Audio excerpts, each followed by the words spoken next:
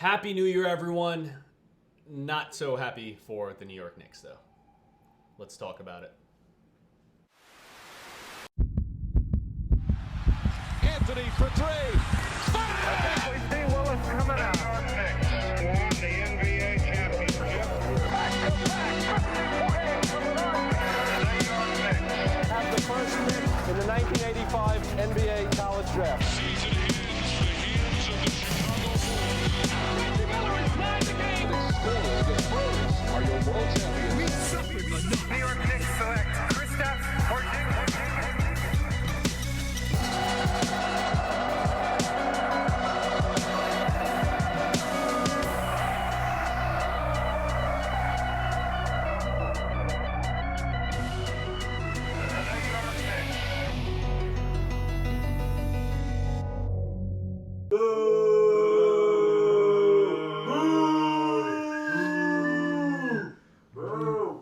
That's probably the sound that we should have heard all night long against the New York Knicks. It's tough to do this show when we care so much about the Knicks and the Knicks' success, but they come out flat. And it's been 5 losses in a row. We're out of the playoff picture, and now it might be time to panic. We don't know where the problem is because, quite frankly, this has become the most dysfunctional team that we can recall to date with the amount of talent that it has. I don't know what more to say, Knicks fans. We're going to try to figure it out. Let's take it to the round table. Welcome to the MadGood Knicks Show. Happy 2017. I'm positive that our contingent out there isn't all that happy. That's Pete. That's Jay. I'm Far. We're here to give you all the Knicks news all the damn time, no matter how bad it is. 2016 is behind us. Apparently, the crappiness that it brought still stuck with the New York Knicks as they drop a game to the Orlando Magic, 115-103. Guys, tough loss to talk about. 5th loss in a row. The Knicks are in a serious hole right now. We can talk about their New Year's resolutions because, oh my God, they have a lot to work on. Let's start with something personal right now. Pete, any New Year's resolutions for you? Well, I was going to say I'd love to start picking up basketball again, but it might be I'd have to stop watching Knicks games because this is getting a bit out of hand. I mean, my blood pressure can only handle so much. It's not nothing about them. It's a personal health decision for me. Jay, any resolutions for you? After seeing that Drake is dating J-Lo, I think anything is possible. So Anything's possible. Anything's possible. that is going to be me. Coquito Papi. All right, bringing it back to the New York Knicks now. We can just lay out a whole laundry list of things that they need to work on in 2017. Guys, I want to just outright ask you, should the Knicks hit that panic button? Pete, let's start with you. I think Houston answered. Yeah, Houston's already done for. Yeah.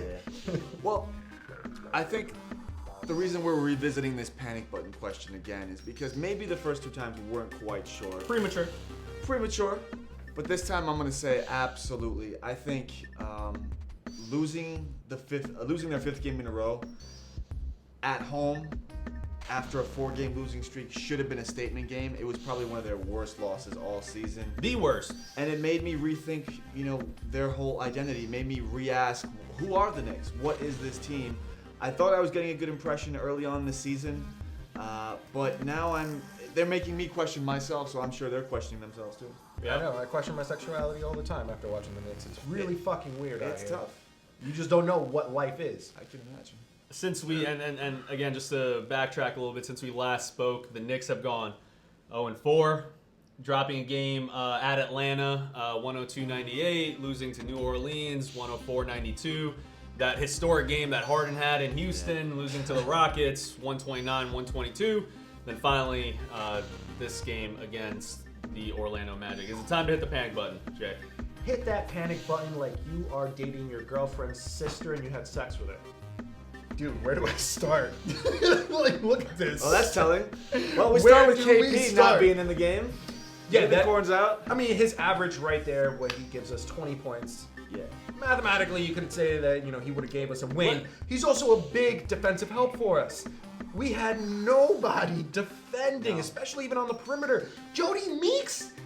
Bro, is that you? You can miss a back door, but you gonna make shots from... Who the hell is Jody Meeks? The fact that the Knicks let him have the game that they let him have, and it's not like he came out of nowhere either, because he hit the Magic's first 3 threes of the game. Yeah. And the rest of the game, they're like, yeah, he's not going to do it again. Meanwhile, he lights them up. They had 3 players, 20-plus points, 6 players, double digits. That's unbelievable. Yeah. Somewhere in Orlando, a Meeks jersey just got bumped up from the clearance rack. Yeah. In particular, the Carmelo Anthony and Coach Hornacek moment that they had. Let's just play that clip in the background. And we don't really know what's going on, so let's be clear on that. But I think the bigger point here is how every single player on this team, key player at least, is kind of on a different page right now. Yeah, exactly. So you've got Derrick Rose playing for a contract. You've got Brendan Jennings who's playing for a contract. He brings us his heart and soul every game, though. Yeah. Derrick Rose has done nothing wrong. KP, who's trying to develop, he just doesn't know, what great player to look up to on this team right now is kind of what it seems like. And then Joakim Noah just struggling to get back to being a shell of himself. He's played decent the past few games. He has all the credit to him, but meanwhile we've gone 0-5 in that stretch. So how much does that really mean? If you're a championship team, there's an understanding of who's who the star is, who the role players are, who's going to do what in what situation.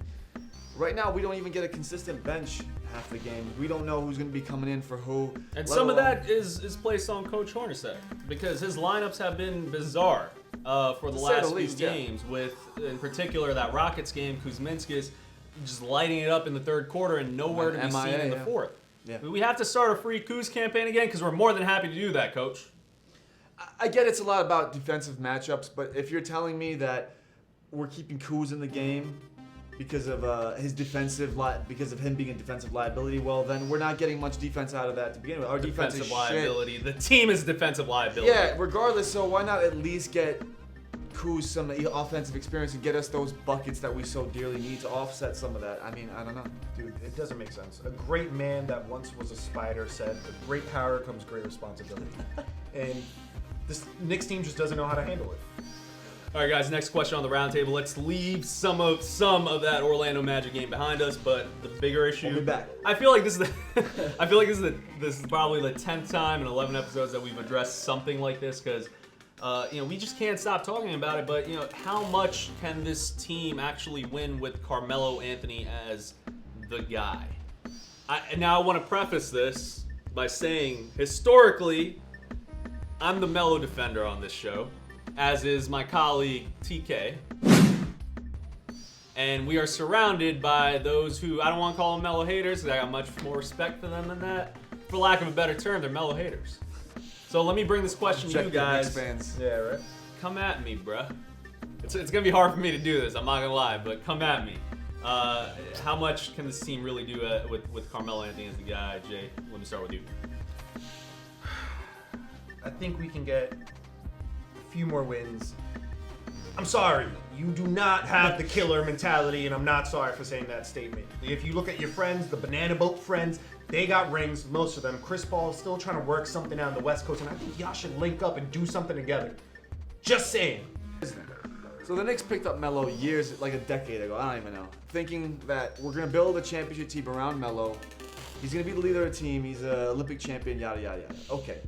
Looking at this season so far, across the board, his numbers are below his career average, right? Yes, and Sports Illustrated put him at a not elite level, which I kind of agree with. Proving us right. Do you think Melo is past his prime? I certainly do. I can't foresee him getting better next year than what he is now. So this is what he has to offer as a player.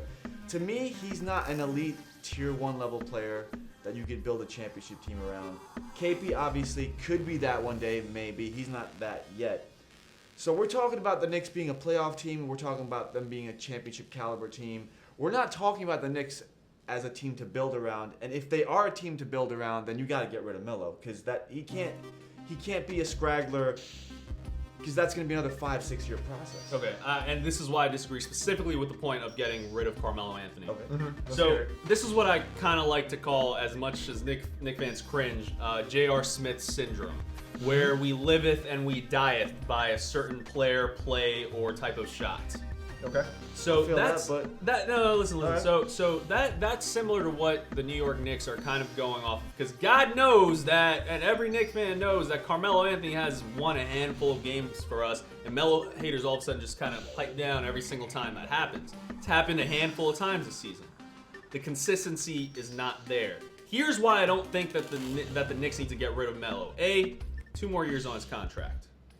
B, he's never had an off-court problem whatsoever. He's been a model citizen. No one can argue any of that. But I think the self-awareness issue with Carmelo Anthony needs to evolve more, and I hope to God that this type of 5-game losing streak is some sort of wake-up call to let Carmelo know that he needs to know what he does best. He can still drop 30 plus a game. He can, he's capable of doing that, but not by holding the ball and playing isolation. I think his self-awareness is a problem. If we trade him, we're not going to get anywhere near the value that we would expect to receive in return.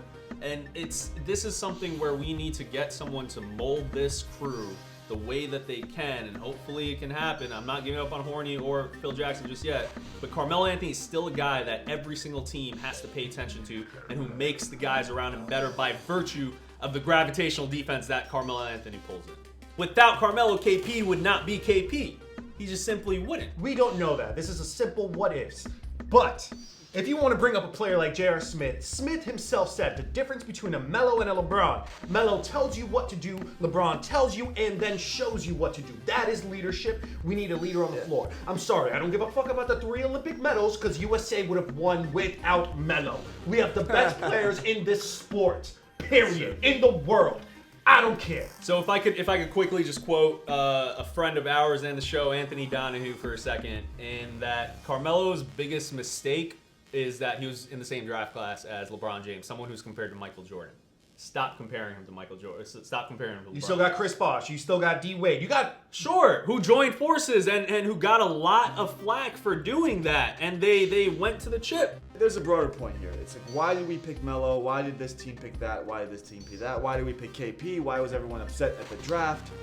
And it goes back to the earlier problem. Our team doesn't have an overall direction top down, right? I think we're building the team from the bottom up, basically. We're like, oh, this star is available. This will sell tickets. This will do that. This will do that, as opposed to having this overall vision. Now, having said that, if you build a team that way, you're going to have a lot of disparate parts, a lot of guys that are talented like a Melo.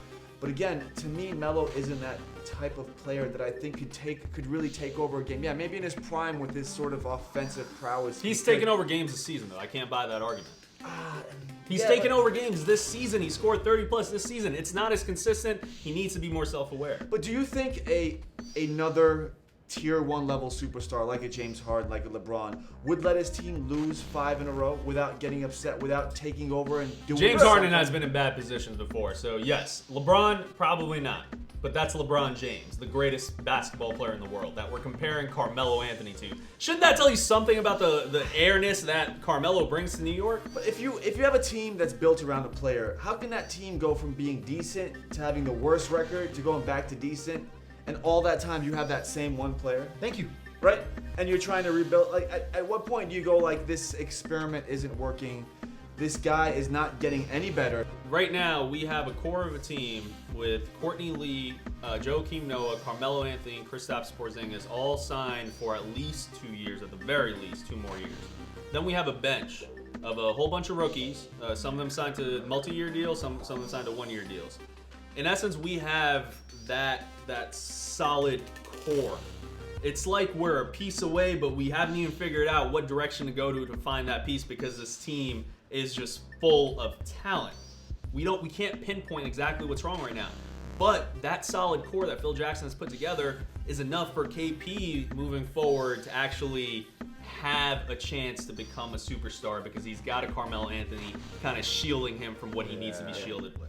I'm totally with you as far as being optimistic about the Knicks. I think that Ain't optimistic. I think that's a little factual opinion.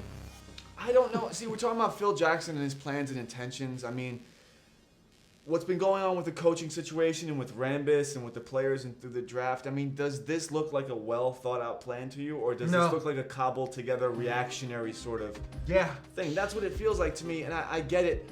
I get Phil Jackson came in a time when Carmelo was already a staple here, right? And if this is his way of transitioning him out without kicking him out the door, then okay, maybe I see it. But then we shouldn't be talking about super teams. We should be talking about another rebuilding process and a 3-4 year project. But no one was wanting to hear that in New York. No one was wanting to hear that, but I don't think that this team is a rebuilding team. I'm not even saying blow up the team, nothing of that sort. But What I want to do get across is you players really need to take the time and just look in the mirror. Seriously, just take that time and become aware of yourself, what you're doing out there. Just man up to it. It's okay. If you mess up, whatever, dude, it's all right. But man up to that shit. Like, come on. That's true. No, you guys both bring up great points. We can go on about this for hours and hours and hours. Be sure to follow us on Instagram because we will be posting tons of content on there at MadGood Knicks Show. Follow us. If you like this video, make sure that you subscribe down below. And probably on Instagram. YouTube, dude. YouTube.com/MadGood Knicks Show, wherever you see this. We're going to wrap up the roundtable here. Thank you very much for joining us on a tough stretch of Knick games. Let's take it to a very special wild card. This is the true story. True story. Strangers pick to live in a loft And have their lives taped to find out what happens when people stop being polite and start getting real. the real world. MadGood Knicks Show. You know, when I first met Joe Keem, I wasn't really getting the vibe that he was the same guy that he used to be. Yo, what's up? It's T Duckets. I'm doing my first confessional, you know what I'm saying? Hold the ball. Hold these nuts.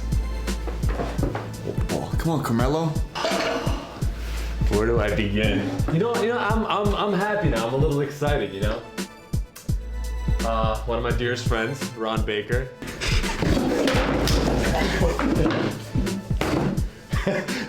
Yeah, that shit was funny. I can really rock with him now, you know? It's like a nice smooth wave. You know, my man Derrick Rose out here, and I know they cock it to the side of Chicago. You know, they keep that hat brim cocked. I just got back from shooting.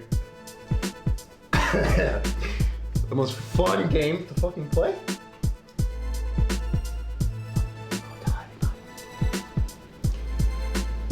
When Lance Thomas goes to shoot, You know, he's. Everything has been going really well so far. I'm really happy about things, but sometimes. I mean, one more dribble. I swear to God, I'm gonna deflate that fucking thing. I can't. The coach walked away from me, man. He didn't even want to see the play. You know, I'm a little on edge, you know, when he gets into the game, and he plays well, and sometimes he doesn't. One thing I can't stand though is when he screams after every single ball. It's kind of strange, but you know, I think it's something I can get used to. And I'm a real New York street legend out here. And I'm happy to see my man Derrick Rose. Happy.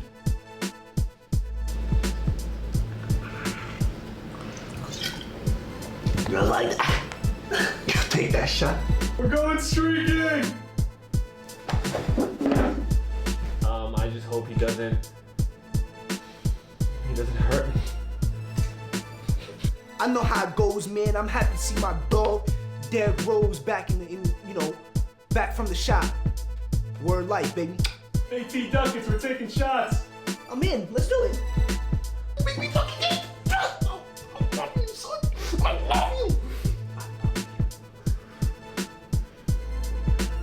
Yo, who wants to go streaking again? We out! Let's do it.